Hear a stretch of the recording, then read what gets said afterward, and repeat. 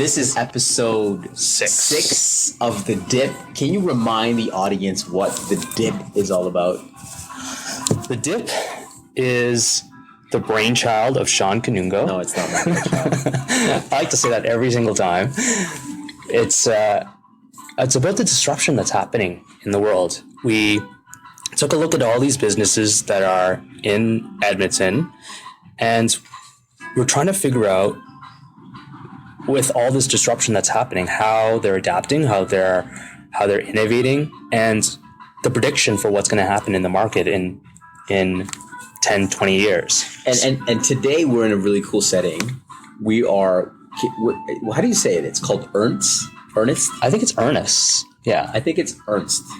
No, it's probably Ernest. Yeah, well, there's an E. Ernest. Yeah. And we're sitting here recording in a restaurant. Yes. And we're going to be ordering some stuff during this. This might be the greatest podcast ever, or literally the dumbest idea ever. I think it's a great idea because Unless you think it's a great idea, it's your idea. Yeah. In this episode, we're talking about food. We're eating food at the same time. Right. I think there's nothing better than that. That is true. The one thing about, I have to tell you before we get into this, because our last episode was about sports. Yes. And I asked you from 1 to 10, what was your knowledge of food? So About sports, you mean? About sports. Yes. So I'm going to ask you again. Yes. From a scale of 1 to 10, what is your knowledge of food and the disruption in the food industry? I think I know quite a bit about food. I'm quite interested in the food industry, and the reason that I'm interested in it is because I'm always looking for ways to shave time off of meals, because I mean, I don't know how much you cook your own meals. I don't think you do, but I cook my own meals all the time. I clean, I do all that stuff. I'm always looking for ways to shave time off so that I can do other things. Right. And so you enjoy the art of cooking. So absolutely. What did you say? What's the ranking? So the ranking, I would say that I would give myself, I think it's a 7. A 7? Yeah, out of 10. Wow. Yeah. Because Gordon Ramsay is like a 9. So I think Gordon Ramsay's like a 10. Oh, he's a 10. Okay. Yeah. What would you say you're at? I'm probably, in terms of enjoying food, I'm at a 10. Like, I have no restrictions. I love food. Yeah. But I don't know anything about food. I don't cook at my place. My wife does all the cooking. Okay. So my knowledge of the disruption in food is very limited. So might be a terrible conversation. Well, 0 to 10? 0 to 10, probably a 2. Okay, that's probably fine. 2. Well, this is a great episode then, because then I get to tell you about what I know about food. Okay, so I look really good. So you spoke with somebody about the disruption in food. Who did you talk to? I talked to Paul Campbell. About myself first, I guess, born and raised in Edmonton. I worked here all my life. I haven't really traveled around anywhere for my cooking career anyways. Mm-hmm. Started out at a very young age, washing dishes at 14. Kind of your typical in the kitchen, getting your hands dirty. Yeah, and grinding it out. And worked my way up from there. Most recently was one of the owners of Cafe de Ville. Was there for 14 years. Unfortunately, that had to come to an end, and the opportunity at NAIT came up here. Great. And so now I'm a full-time instructor at NAIT, and it's a wonderful, wonderful change. I'm now teaching lots of theory in the classroom as well, and in the labs. And like I said, it's a really nice change from coming from industry. Ernest is where we're eating at now. It's located on campus at NAIT. And I talked to Paul because we had talked to him earlier at one of our work events, and he seemed quite knowledgeable, I think, about some of the things that I was interested in the food and the disruption that's happening. Right. And so where did you meet him? I met him in one of the classrooms, just kind of down the block here. Now, is he a chef, or is he like He is a chef, yes. He used to be executive chef at Cafe de Ville.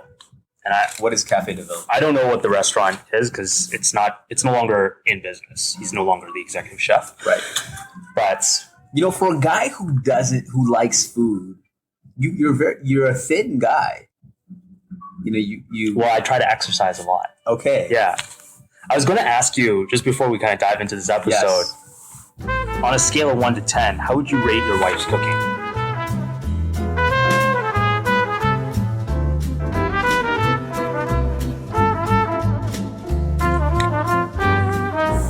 I would, it's a little bit awkward because my wife is at the table right now. She's not recording. She's not. being Well, recorded. I'd like to hear. No, but her cooking is amazing. She's So definitely 11. 10.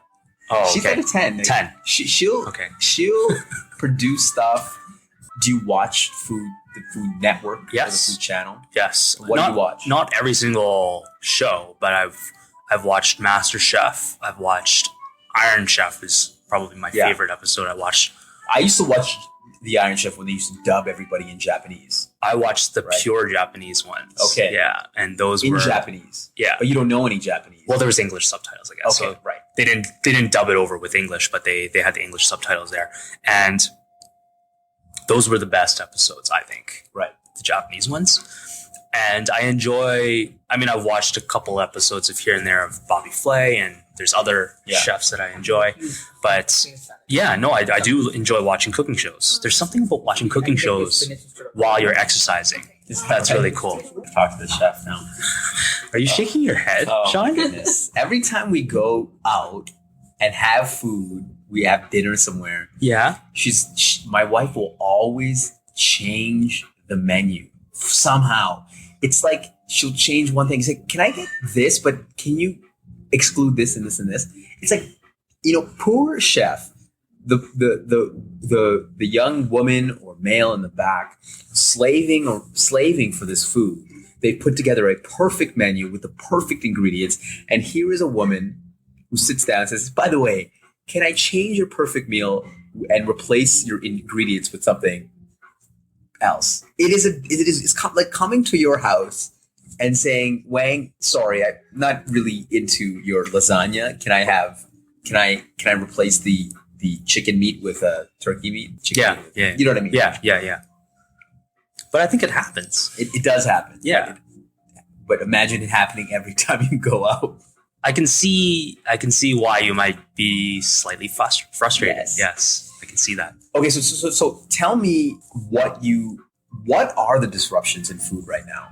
Because food is literally the oldest industry ever. Like, I don't think there's an older industry than food. Yeah, and maybe prostitution, but probably food. I don't know about that episode. I don't know where we're going to shoot that or who we're going to record, but in any case, food is a highly innovative industry. Yeah, what is happening in food? So the first things that we talked about were food trucks. We were talking about food trucks, robots in the back in the kitchen. They're cooking food. Okay. And then we're also talking about the delivery of food. Okay, let's start with food trucks. Yes. Food truck is not an innovation. It's not food truck. A food truck is just putting food on a truck and you're just serving it, and now it's mobile. So I've seen the proliferation of food trucks. Yeah. Food, like if you go to Asia, there's like food trucks everywhere. I think everything's a food truck. It's not a food truck. It's Everything's more of mobile. No, but it's a vendor. It is a mobile vendor. It is a mobile vendor, but in China, in Asia, they're not mobile. They're not mobile. No. So why is a food truck innovative? I think it's innovative because... Why is it disruptive? It's not a scalable business. It's not, but it's... You know what I find interesting about food trucks... You gotta explain this to me. Yeah, absolutely. So what I find interesting about food trucks is that... Thank you. Customers are changing in terms of what they want and how they want the food. Okay. They're busy. Everybody is increasingly busy. And I know you hate the word busy. You never use that word. But people are increasingly busy with their work life, their personal lives. Food is almost an afterthought sometimes. Right. And so food trucks hits that perfect medium between the customer's need for food and convenience, and restaurants they can't serve that need because you have to sit down, you have to often order wine, drink water, whatever, and it's often a 1 or 2 hour affair. Whereas food trucks, you order it, pick it up. Is there a $1 billion food truck company? No, but it's so saturated though that food is saturated. I don't think, but I mean, there isn't a $1 billion restaurant. I don't think. Of course, there's $1 billion restaurants. Again, I don't know this space, but the Hakkasan Group. Do you know the Hakkasan Group? No. So they're but those are a group of restaurants. Yeah, but like Gordon Ramsay's restaurants, it's probably $1 billion franchise. I don't know. I mean, Actually, I shouldn't say it's $1 billion. That's a huge That amount. seems like a big. You're saying pure restaurant. So obviously there's distribution channels. There's there's other manufacturers of not manufacturers but food processors. Like people like my buddy, his dad owns they make like potato rolls and stuff like that. Yeah. And they make killer cash. Yeah. And there's National Saputo and all these big companies make food. So those companies are big. Mm-hmm. But food trucks, come on. Yeah, maybe it's not as big as I think it is, but I think just the way that, and it's just exploded onto the scene, really. Right. Right. I never heard of food trucks before, and then suddenly there's 1 or 2 food trucks. Guess how many food trucks there are in Edmonton? How many do you think there are? How many food trucks there are in Edmonton? There are 15. No. There's 80 food trucks Really? in Edmonton. Can you believe that? I cannot believe that. Exactly. Where are they? They're just everywhere. Man, I gotta get out of the Which house. is, yeah. I mean, that's insane, right? I mean, I would have thought, maybe there's 10 to 20 food trucks at most. But it's like I'm compelled to go to a food truck. And let's start with the food truck first. Sure. And it's not necessarily a disruption. What it is more competition, Okay. right? And when somebody is mobile and can come into your area and set up shop, it becomes more competitive, obviously. So now you've got to make sure from a restaurant standpoint that you're doing your job 100% and that you're also staying competitive. And competition is always good because it tends to bring out the best in people. Mm-hmm. At the same time, I think that the food truck market now is a little oversaturated. I think there's, a few too many of them. Do you mean in Edmonton or do you mean in general? In Edmonton. Okay. Well, and even in general. Yeah. I mean, there isn't a town that you go to that you can't find a food truck. Right. Let alone, I think Edmonton's got almost 80 now. Oh, wow. Is it that many? So there's Okay. there's quite a few food trucks and it's become quite competitive. Yeah. But again, like I said, that competitiveness is excellent for anybody. Yes, do they take away from the restaurants? Absolutely.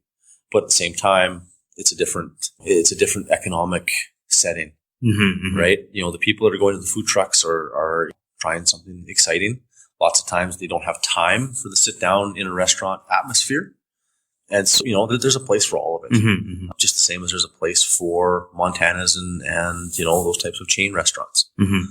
So that's kind of what I see as from the food truck standpoint. Okay. Okay, so what's the other thing that he was talking about? Yeah, we were talking about robots as well. Well, robots. Yeah. Robot. Have you heard of this?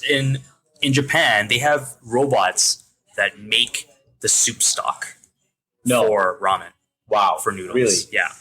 So is it just not a laborious process to make the soup stock? It's not. It's I think it's interesting because, obviously robots can't do everything. They can't cook everything. But they can do some tasks which are more routine, more repetitive. Right. And I think that's kind of where the robots play a role in the food industry. But at the same time, I asked Paul about this, and he didn't think that robots would ever come to North America. The robotics is quite new, right? And I don't think we're going to see that over here in North America anytime soon. Okay. Obviously, Japan and China and those types of places are really that much further advanced than we are in that. But I think that their lifestyles also demand more of that kind of stuff as well. They're really the ones that embrace technology and embrace it the best out of anybody in the world. And they're constantly busy. They're constantly on the move. And there's a demand for that kind of stuff there. Mm. There's a demand for that quick. I'm going to go down to the corner and pick myself up something to eat. And it's going to be fast. It's going to be good and convenient, right? And that's where that all comes in, is the convenience. We may see a little bit of it in North America, but I don't think for quite a while. We tend to be about 5 years behind the trends, especially in Canada.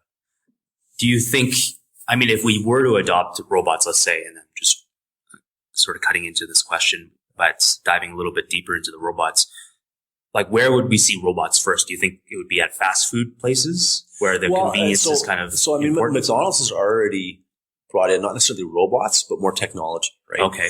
So you can walk in the door and you now place your order. There isn't somebody there taking your order, right? So you walk up to the kiosk, there's a menu there, and you just press the buttons and move your way around, right? But I see it more convenience kind of stuff, right? Mm-hmm. I can see it popping up in West Edmonton Mall, right? Some of the malls and that sort of stuff. Okay. I don't see, at this point anyways, I can't see you walking down Jasper Avenue or down White Avenue and having something on the corner there. I don't know if that would necessarily go.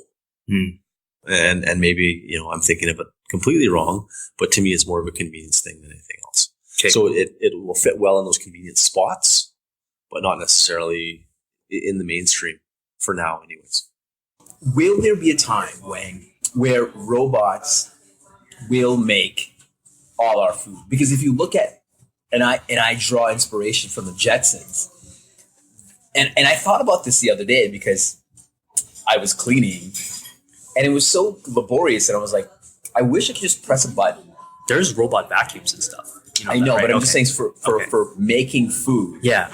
Will there become a time where they will make just delicious, healthy, organic plates of food for you, so I don't have to think about it? Because making food takes a lot of time. I think it depends on what your level of quality of food is in terms of standards. Right. If you think like the microwave, because like the lean cuisine stuff is good, then yeah, there probably will be robots that will make all that stuff. Well, I preface this conversation by saying that I love the cheeseburgers at McDonald's. I haven't had one in a long time. Okay. So yes, but I mean, and it's not just about the robots in the back, but also having more robotics in the front of the restaurant. So there's some McDonald's that they don't have front staff anymore. It's just a kiosk where you just order and someone just receives your order in the back and they serve you. See, I like that because I think if you go to restaurants, they don't make it seamless enough. Like I want to go to the restaurant. Yeah. I'm going to order right away. I don't want to talk with a human. I don't need to talk with a human. Get my food. I want to leave right away. Like I don't want to go through this whole banter of tip and then get them to come. It's just so. And of course, tons of people are in this space. They're building apps. They're building technology around this to make it more seamless. So in 5 years, maybe even shorter, I'm sure in every restaurant you could just walk out. I find it interesting because there's a restaurant that I went to in China. It's called Haidi Lao, and it's a hot pot restaurant. I'm not sure if you would have heard of it or not, but you know what hot pot is. You kind of have a boiling pot of water. And you just cook your meat and you cook stuff in it. And the hot pot, the food was okay. I wouldn't say it was like incredible food. Yeah. But the service was absolutely incredible. And I don't know if you can only do this maybe in China, but basically as you're waiting in line, they give out iPads so that people they're playing games. Yeah. What else do they do? They help you, like everybody has smartphones these days in China and stuff. So like if you needed to charge your phone, they'll help you charge your phone because they have a charger there. They have these, the wipes for your glasses, like the cloths. Okay, yeah. They give that out for free. Yeah. In the washrooms, they have an attendant there that's kind of helping you wash your hands and like give you hot towels and stuff like that. And so the service, they just took it to another level. And they just gave incredible service on top of pretty good food. Right. And now the restaurant's huge. It's a chain. Okay. It's all over China. There's innovation that's happening, not just really in food, but also on the service side. Absolutely. And that's kind of the first time that I've seen service being elevated to such a high level. And I guess I'm curious as to why maybe that model works in China but doesn't work. Is it because the labor is cheap in China that they can do those kind of things? Or why isn't there a restaurant maybe here in Canada or in North America that has incredible service? There is. Yeah. But you're paying more money for way more money for it.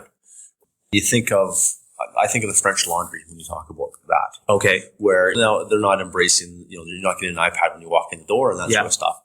But the service is impeccable. French Laundry in New York by Thomas Keller. Yeah, in Napa, actually. In Napa. So it's down in California, right? Yeah. So the service is absolutely impeccable. Now, like I was saying, you don't get the iPad, you don't get, that kind of stuff. Yeah. But you still have an extremely high quality of service. Right. For him to pull that off, he's got 2 or 3 staff for every customer. Oh, wow. He's at a huge advantage where he doesn't pay most of his staff. Lots of them are working there for the experience. Okay. You put down on your resume that you work at the French Laundry, or that you worked at the French Laundry, that holds a huge amount of accolades. Right. So, but I don't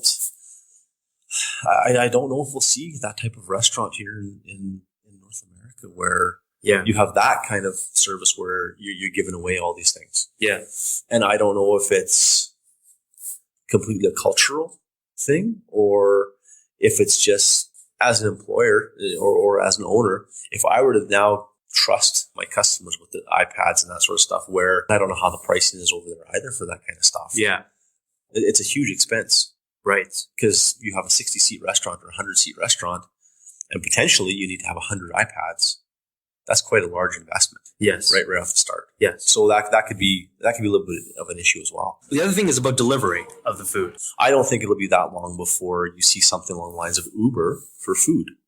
Okay. Right? Okay. Where you have an app and somebody's in the area and you say, hey, I'd like this, this, and this. You pay through PayPal or an email money transfer or however you want to do that. That's fast and convenient. And somebody now brings you whatever it is you want to have. And there was a company several years ago, I believe it was called Dining Out, that was kind of doing that thing, right? They were partnering with different restaurants. And so you would call them and they would then go pick it up and deliver it to you. And so it wasn't just your regular fast food. It was some of the other, places, right. That had more substantial items on their menu that you could go and order from and then they would deliver it. So I don't think it's probably that far out before we see something like that. Right. And as a matter of fact, there's maybe a next $1 million idea. I know it's not common here, but I know in some places like in the UK, we get groceries delivered right to our door. Right. We can get food delivered to our workplace if we wanted to, And we talked a lot about Uber for food, where just on demand, you can order whatever you like. And I think that already exists in the US in certain ways. Either Postmates or whatever. Well, you could order food online. And you can do that too, yeah. My friend was developing a company called Delivery Town. Yeah. And they got bought out by Just Eat. Okay, last year. Yeah. And Just Eat is just dominating that space. Right. So delivery of food is a disruption. I think it's a winner-take-all market. Yeah. Uber also introduced Uber Eats. It's a same thing. Food delivery. Yeah. Food delivery, right? Yeah. Postmates, and we talked about this in the on-demand economy. Yeah. So what did Paul say about this? Yeah. Well, Paul talked about that being a really great idea. It's going to be probably $1 million idea, he said. And I think it already is $1 million idea. It is, yeah. And I think the concept works because there's a general shift in terms of people to fast, convenient, healthy food. And I think the busier we become, in our day-to-day lives, the more convenience we're looking for. Okay. And it's a matter of wanting to make that choice of, do I plan ahead and create a meal at home and use a crock pot, for example? It's something that you can walk in the door and it's ready so we can grab a quick bite and out the door again we go. Or is it going to be, hey, you know what? Let's go out and grab a quick bite on our way to wherever it is we happen to be going, whether it's a sporting event or theater or whatever, right? And the busier we become and the more things we try to cram into our lifestyle, the more of those choices we're going to have to make. Yeah. They want food. They want it right away. They want it healthy. They don't want to deal with cleaning up and all that kind of stuff. So there's definitely a demand for that kind of food. Wang, would you ever open up your own restaurant? Yeah, I would. You would? If I had a lot of money and I wanted to burn it all, yeah. It's a tough industry though. You wouldn't go into the industry to make money. You just I don't go think into so. the love of food. Yeah, absolutely. And one of the ideas that I had was to open up like a food truck, but to open up the food truck for soup dumplings. Have you ever had a soup dumpling?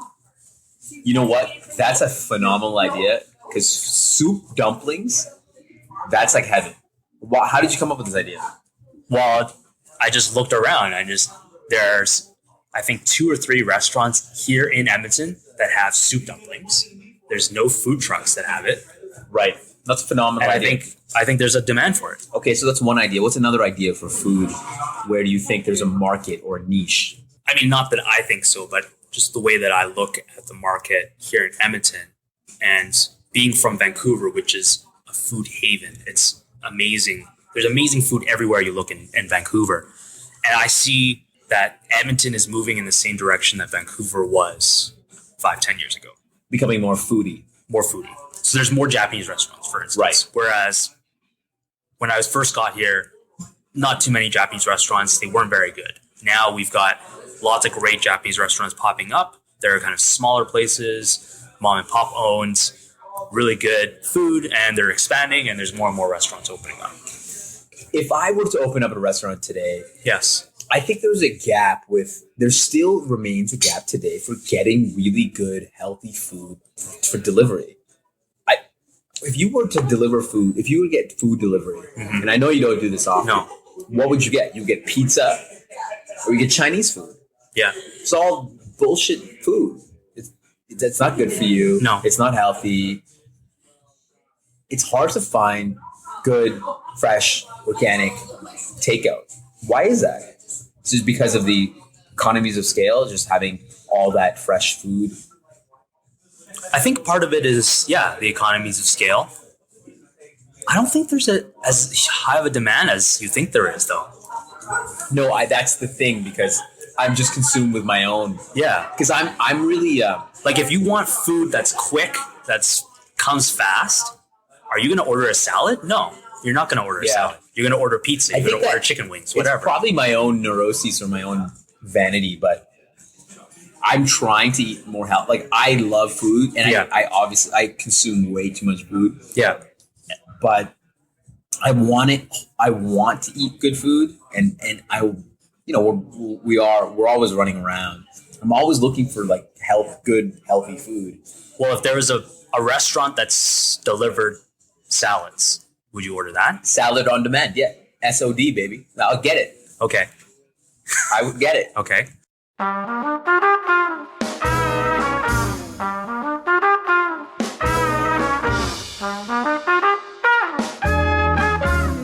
Okay, so what else did you talk to Paul about?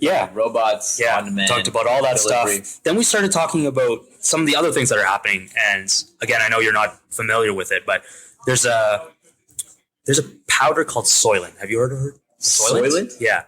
No. Okay. Soylent is a powder that if you drink it, it acts like a meal replacement. You know how sometimes you have those meal replacement smoothies and like protein shakes or whatever? Okay. But okay. you could, you can find it anyway in the supermarket. Soylent is a powder that you mix it with water, and you just drink that powder, and that's all you need for food. You don't need to eat anything else. Really? Have you heard of this? Yeah. No. Yeah. Everything has its place. And I can see that again for that convenience Right. part of it. Yes. But you know what? Food has so much more than just having something to drink, right? To offer. You think of holidays, you think of family gatherings and stuff like that. Where does everybody kind of gather? In the kitchen around that food. But for the busy person that maybe doesn't like to cook or doesn't have time to cook, I think that could certainly be something that is beneficial, especially if it's as high in nutrient value as what they're saying. I don't think will it ever replace food. I don't think so. No. Okay. I'd have a hard time drinking all my calories every day. Yeah. Right. That there's just something about, and just think, do a little bit of baking, right? Having that freshly baked cookie come out of the oven, or that freshly baked pie come out of the oven, or that nicely grilled steak off your barbecue. There's something about that. We don't just eat with our taste buds, right? Yes. We eat with our eyes, we eat with our ears, we eat with our hands. We encompass all 5 of our senses into our eating. I think it's very difficult to take essentially 4 of those senses away and just rely on one. You don't get that experience. Because you hear flavor. Think of a crisp apple or even a potato chip. Yes. Right? You can hear that crunch, you can hear that flavor. Yes. I think it's difficult to take all of that away and say that, that solvent will be. Yeah. The Does it have its place? Absolutely. Yeah. But I don't think it'll ever replace food. Let's just say that there was, so Soylent is available right now. I don't know if it's widely available in Canada, but there's a powder out. Okay. All you have to do is just drink it. Would you? Well, does it have all the nutrients that It has you need? everything that you need. Will it fill me up? Maybe not. But it has all the nutrients you need, though. Does it have all the nutrients? Like, it sounds. It seems I'm questionable, so right? Skeptical about it. Yeah, but yeah. If it has all the nutrients that I need, Yeah. I would do it because I see food as just fuel. You don't Like, see it as an experience? I do if I'm with people. For Okay. sure. Okay. For me alone, Well, you could drink Soylent together in a group. yeah, I mean, I'm fine with that too. Okay. I'm fine with that too. But Okay. food to me is fuel. Unless you're with people, then it's a social experience. I love going out, not because I want to eat the food, because I love socializing. Social experience. Okay. Now, did he talk about his job as a chef? Because this seems like the most stressful job in the world. Teaching. Not teaching, like being a chef. Being a chef. Yes. You're in the back. Yeah. You got a whole team. You're cooking for all these hungry people. We didn't talk specifically about that, but we did talk about the pace. Pace is definitely a little bit slower. Yeah. But there's way more opportunity for teaching. Okay. And to really have lots of time invested into that. Where in the industry, you're busy doing other things lots of times. So, sometimes you don't get as much time to spend with people to help them along than you'd like to. There's something very difficult about being a chef as opposed to other occupations. Because people are always judging you on your food. You're a chef. You tell me if you told me that you were a chef, Yeah. and I came over to your house, Yeah. like I would expect some really good food. Yeah. I would expect like a beautiful meal, and that's a lot of pressure. There's a lot of If pressure. I tell you that I'm a management consultant, you'll never see my services in action ever. No, why not? Well, you just won't. I'm not going to help you with some sort of assignment or engagement or project. Okay, I guess. Yeah. Do you know what I mean? Or like my accountant. Just if I meet an accountant, he's Should not be like, good at math. He's not. Yeah, he's not. Or she's not doing any math for me. But Yeah. But being a chef is more. There's a lot more pressure. I thought. What else did you guys talk about? We talked about a company called BeyondMeat. Have you heard of BeyondMeat? Beyond Meat. Yeah, meat. Beyond Meat. Yes. Beyond Meat. For people that are vegetarians, I think it's wonderful. I don't understand why, if someone was a vegetarian, why do they want their stuff to taste like meat? Why do they want it to look like meat? That to me is baffling, and I've never had a vegetarian explain that to me. Why do I want my soy bacon to taste like bacon? Yeah. Why not have the real thing? Yeah. And I can see it from an ethical standpoint, but it's baffling to me. Yeah. So again, they all have their place. Yeah. If it can be full of nutrients and that kind of stuff, that's absolutely a healthier option. Yeah. In North America, we do eat way too much meat, and you see that reflective in not only our diets but some of the pricing. So, for example, beef prices have just gone up, and more people are now leaning towards chicken and pork. Yeah. Simply because a little bit of lower cost. Chicken definitely is healthier for you than a whole bunch of red meat. Yes. So people are certainly leaning more towards that. Meatless Mondays and things like that have become more and more popular. So if there's a good product out there that can replace and still give you that satisfaction of having that protein, then it might be worth it'd be worth a try for sure. Yeah. So let's just take a look at it from another angle. So there's of course the vegetarians who are questioning whether they eat meat or not. But what about kind of from the other side where people that eat maybe way too much meat, they can now eat this product. Yeah. And it's plant-based, so it's not really chicken.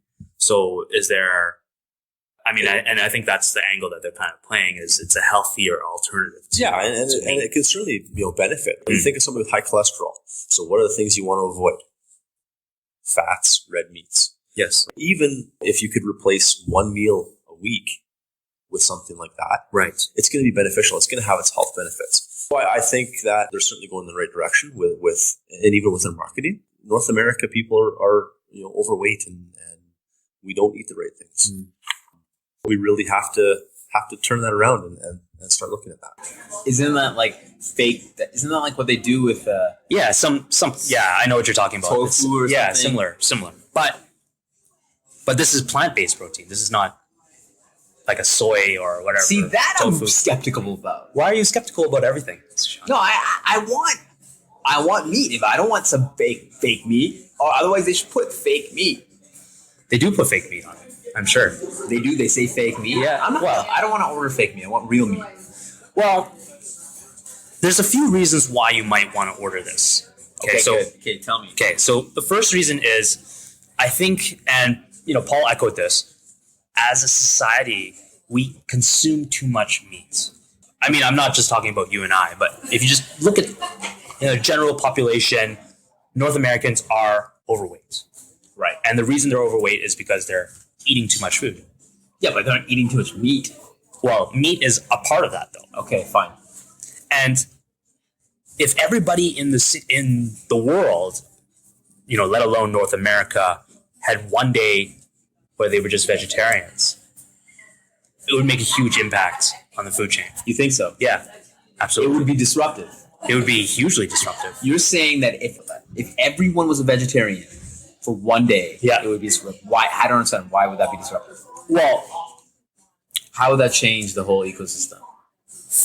Meat is a very high energy process. Okay. You need a lot of time and resources to grow a cow and breed a cow. Okay. Right? Okay. And all that energy that you put into breeding a cow, like you need so much water, you need so much, of course, feed and all that kind of stuff. You need space for the cow.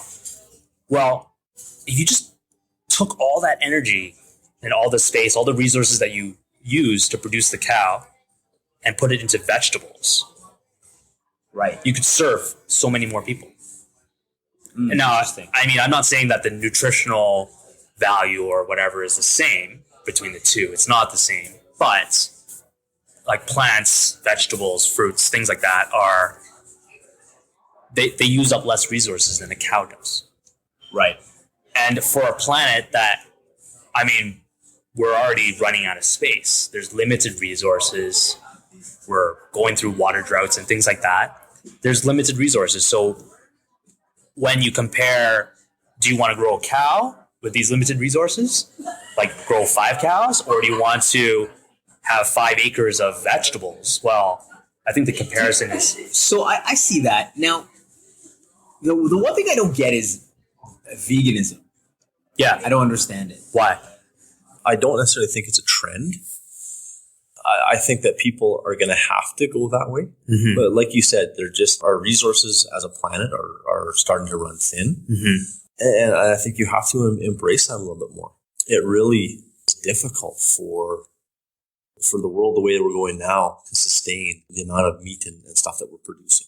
As for animal cruelty, there's a big push to know where your meat is coming from. Mm. You look at all the farmers markets that have popped up. You look at all the people that now go to those farmers markets and get to know that farmer. They have a farm day once a year now here in Alberta. Right. Where you can go and visit all the different farms, see the animals, how they're being raised. I don't know of any farmer that will not invite you out to their farm if you say, can I come out and take a look around and see what you're doing? They're going to make time for you. Mm-hmm. And so there's a big push to know where your food's coming from, how it's being handled. Are they being treated ethically? I think that's kind of more of the way that we're going. And if people can do that one meal a week where they're eating vegetarian, or I think it'd benefit everything. Yeah. So listen, we have evolved from little things in the sea to monkeys. I'm making a far jump. To very, very far jump. Yes. To now what we are as humans. Yes. And we've done that. We're the top of the food chain. I believe we are the top of the food chain. Other species may disagree. We're the top of the food chain because we've eaten other species. We've figured out the game. I think it's okay for us to eat other species. It is okay for us to eat meat, but it's not okay for us to eat too much meat, though. But I'm saying what is the point of veganism? Like, what are they saying? Well, I think there's a lot of reasons why, and I can't point to a particular reason, but sometimes it's animal cruelty, and It is cruel to kill an animal. it is cruel, but it is even more cruel if you see the conditions that the animals are living in before they're killed, or how they're treated before they're killed. Right. And not all animals are treated the same Right. before they're killed. Some animals are, of course, allowed to roam freely onto the range, the acreage. And there's other animals that are cramped in small spaces. Maybe they're force fed, like foie gras or whatever it is. And so there's humane ways of treating animals, and there's inhumane ways of treating animals. And I think if you don't eat meat, you're trying to sort of protest against inhumane treatment of animals. But vegans, they're not just doing it, they're also doing it for the health benefits. And there's also some health benefits. And there's also, I'm sure, the fact that we probably eat way too much meat as well. And that it's healthier for us to eat vegetables, more vegetables at least. So not all vegetables.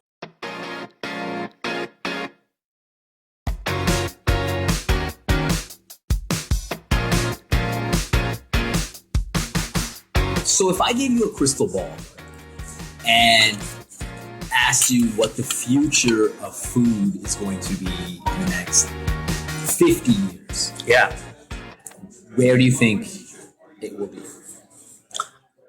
I think it'll just be a pill that you take, and you take the pill maybe 3 times a day, and you just, inside that pill is all the nutritional value that you need to live.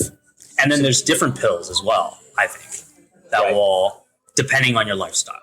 So because we're so like consumed with everything in our lives, we don't have time to eat anymore, so we just take this pill. Yeah, but I also think that there's going to be a small niche, because food is not just a way of getting fuel into our bodies, as you just said. There's also a cultural and social experience that comes with food. When you gather together for dinner with friends, it's not just about the food, it's about the social experience as well. Restaurants will certainly still exist. I don't know if there'll be more restaurants. I think there may be the same amount of restaurants, maybe just different restaurants.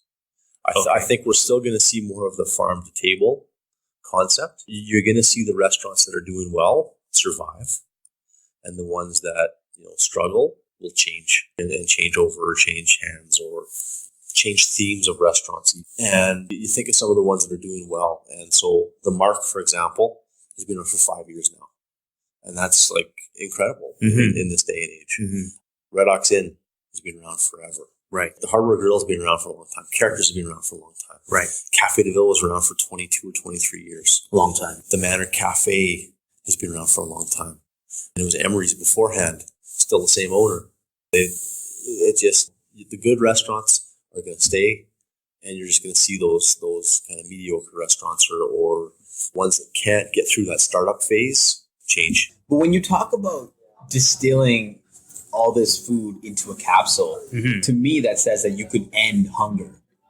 You could end hunger. If you say that so like nonchalantly, like you said 50 years. Yeah, I'm just saying. So if you could end hunger, you could solve a lot of problems. You could probably solve. It would just permeate across. Maybe you could solve poverty. Maybe you could solve corruption. Absolutely. I think in 50 years we can do all that kind of stuff. Look at you as an optimist. Not as an optimist, but I think, if you didn't believe it, then how are you going to work towards those goals? I think some part of you has to believe that you can achieve impossible goals. Right.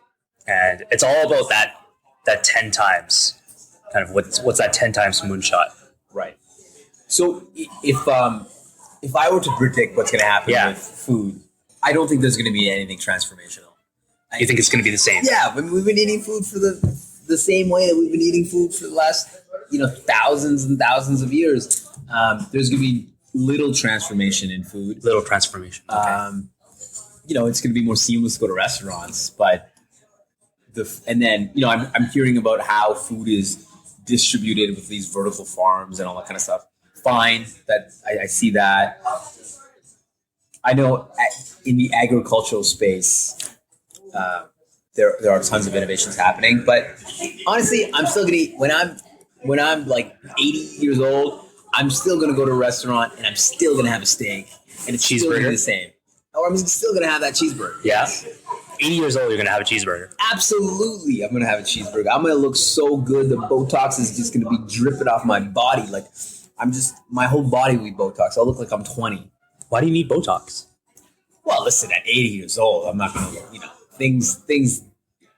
Obviously I'm blessed, but at 80 years old, I mean, I think you don't need no Botox. one looks good. No one looks good at 80. Trust me. Well, you have to own your body. You know who looks good at 80 years old? Who? Regis Philbin. Have you seen a picture of Regis Philbin? I haven't seen him. Can we put a picture of Regis Philbin in the show notes? Because in the show notes, phenomenal. We could link to it. Phenomenal as an 80-year-old. Okay, I believe you. Now, have you ever tried to convince a woman to come over? Have you ever convinced a woman to come over to your place, you cook her good food, and then something good happens afterwards? Because what are you trying to say, Shawn? Because you've made such a good meal. I don't think so. I think... Oh, okay. I think it starts not from the meal itself, but it's a culmination of the different things that you do. Right. So it's not just showing that you have skills in the kitchen, but that you can also. I mean, it's a set of skills that you can use to take care of a woman, right? And they want to see those kind of things. I think that if you are good at cooking, that you would incrementally increase your chances of getting play later. Because I don't think it's incremental. I think it's a huge. Oh, you think improvement? Yeah, we'll have to do some studies on. Did you ever cook for your? I did when you were trying to woo your wife. Absolutely. Actually, the first time I tried to do this, I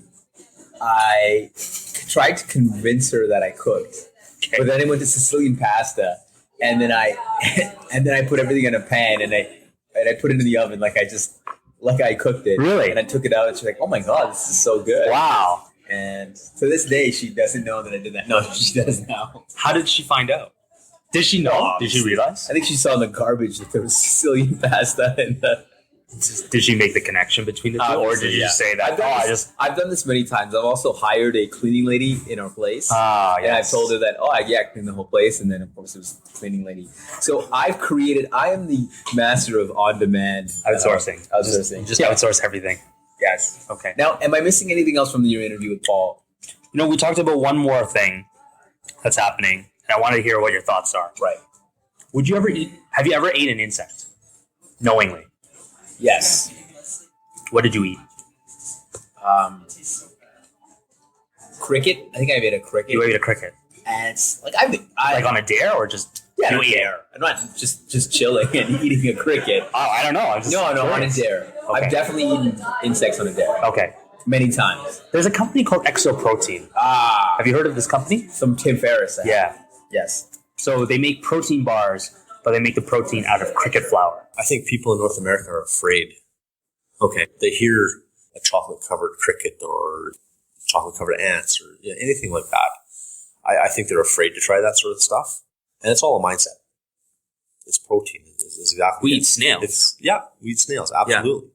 Yeah. And again, it's still a difficult sell to sell snails. Yes. Right? Yes. So I think it's more of a mindset than anything else. Mm. It's great that and since we're talking crickets, take up less space and you get more protein. Yes.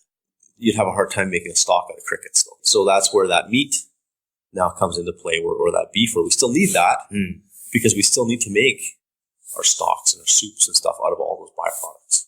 Pork, for example, yes, we can have synthetic casing for sausages. Mm-hmm. They're not as good. Again, you need all those byproducts to still maintain some of the things that we're doing now and have done in the past. Right. But again, there still is that place for that sort of. They grind up probably roasted crickets and they make these protein bars out of them. And they don't really taste, I don't think, different than it's a brilliant idea. But it's an amazing idea because unlimited source. Pound for pound, insects are much higher density in protein than cows are, for instance. Really? Yes. Really? Yeah. Well, think about what a cow has fat, it has bones, it has whatever. And So insects are pure protein. well, they're not pure protein, but they're pound for pounds higher. But density. if you compound it. Yeah. Interesting. And they take up less resources because they don't take up a lot of space. They don't take a lot of time to grow, whereas a cow takes a couple years. Well, a cricket only takes a couple months, let's say, to grow to whatever the harvesting yield size is. And it just makes sense. That's amazing. No, that's a great idea. Yeah. Have you tried one? I haven't tried one, no. But I would love to try one. Well, that sounds like a great idea. I'm going to get one. And in our next podcast, I'm going to eat it? I'm going to eat it. Oh, you're going to eat it. Okay. I'm going to have it. Okay. But we can share it. Oh, I don't want to be so... That's okay, no. No. I'll let you. No, we could share it. And then we should also share just live insect as well. A live insect? I think it would be a great... What kind of live insect? I don't know, like a cricket or something. How would we get this live insect? I don't know. We'll go to the store and buy it. Listen, What? because I know that you want to get into cooking, I asked him, what is a simple dish that Paul Campbell could teach me in 30 seconds or less? That would be amazing.